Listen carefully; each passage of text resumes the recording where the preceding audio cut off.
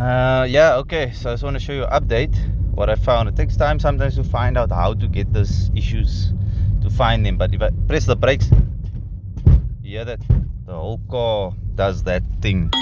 Something feels very loose somewhere, like really loose. I don't think it's anything to do with the brakes necessarily, it's just the brakes are causing the thing to happen. But yeah, immediately when I pressed the brakes I could feel something not right. So yeah, that's probably the worst problem.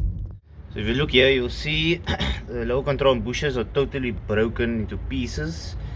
That would be the first thing we need to do. I haven't seen one this bad in a long time.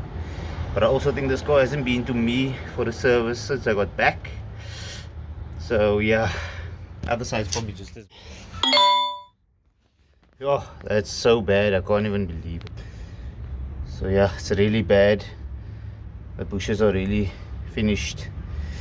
Definitely needs to be done.